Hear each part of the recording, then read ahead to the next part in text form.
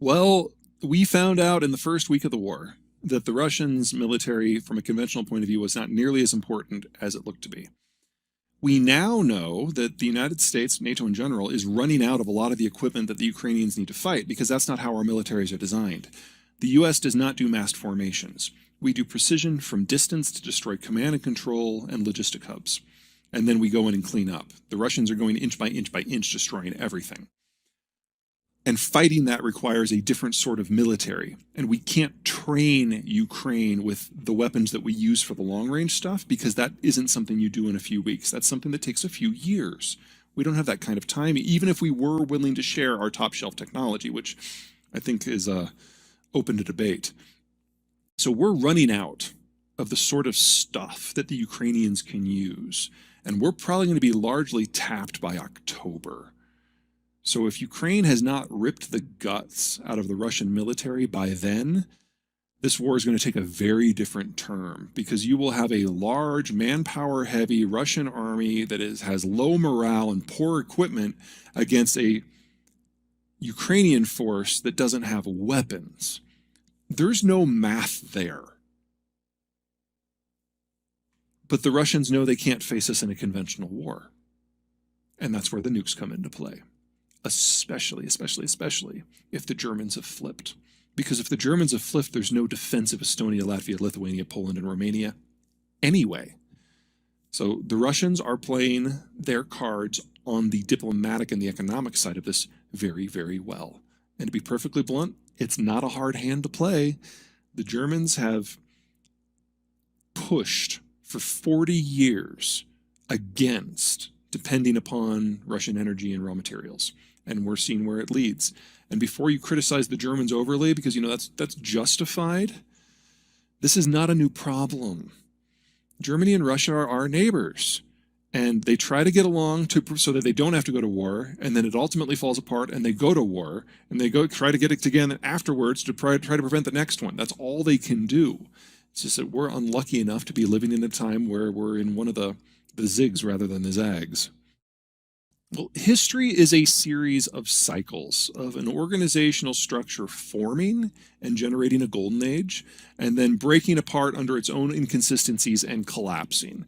And what we know is history is highs and lows, highs and lows. Globalization has been the biggest high we have ever had. And its break apart was always going to hurt a lot. The demographics are just filtering in on top of that, making it worse. But we're now in a position where roughly half of the Earth's surface has industrialized and urbanized and is not subject to the collapse. Will it be inflation? Yeah. Will it be awkward?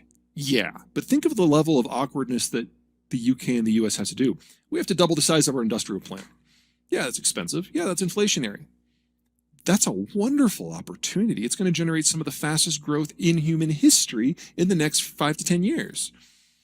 We know that global agricultural supply chains are going away, but not ones in North America or in the UK, most likely, which means we can incorporate some of the digital technologies that are past the prototype stage into the next generation of farm equipment and double yield. This is a good thing. It's inflationary in the short term, but it's a good thing. Unlike the great collapses of the past, large portions of the world, large viable portions of the world are not breaking. So when we get to our next rise 20, 30 years from now, all of the building blocks of society of today will not have been lost. This is not the Bronze Age collapse. This is not the fall of Rome. This isn't even the disintegration in the aftermath of World War II. There's pain. There's going to be a lot of ugly. But we're not looking at a civilizational break here like we have every other time. That's a good thing.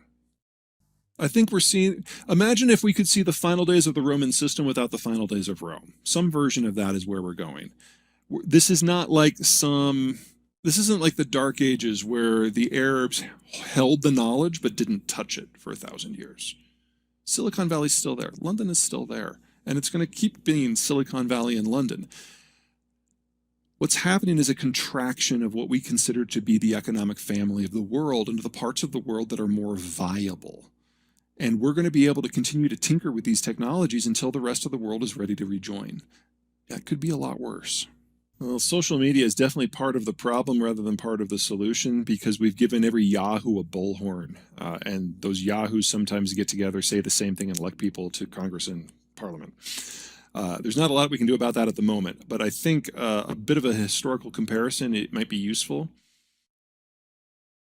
In the 1800s, we had a new technology called the telegraph, which, like social media today, revolutionized our relationship between geography and information. Suddenly, you could send information across a continent in seconds. And that generated yellow journalism. Because, like with social media today, there were no restrictions on who could share the information. And so people would just make stuff up. And among other things, that got the United States involved in the Spanish-American War, because people eventually bought the propaganda. Well, it wasn't propaganda, it was just flat out lies, and that triggered a conflict. That also, among other things, is shaping our political space in both of our countries right now. We're seeing that with Trump, we're seeing that with Johnson, we're seeing that with everyone who wants to challenge them.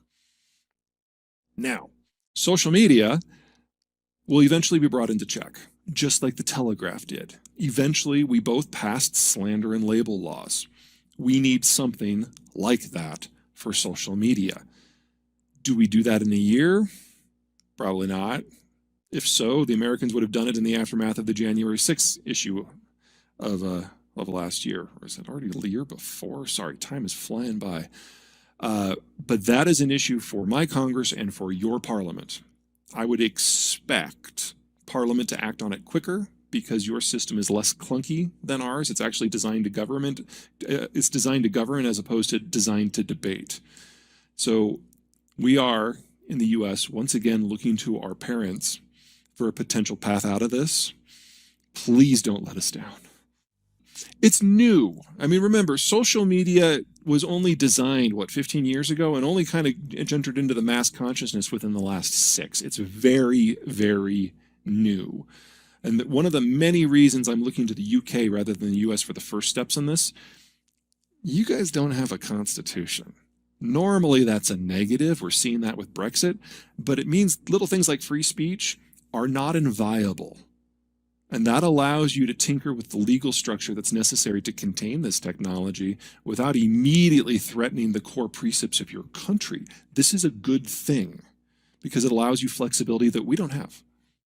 You can get rid of them in a day because you can go through the party as well as through Parliament. We don't have that option. We're in locked term limits.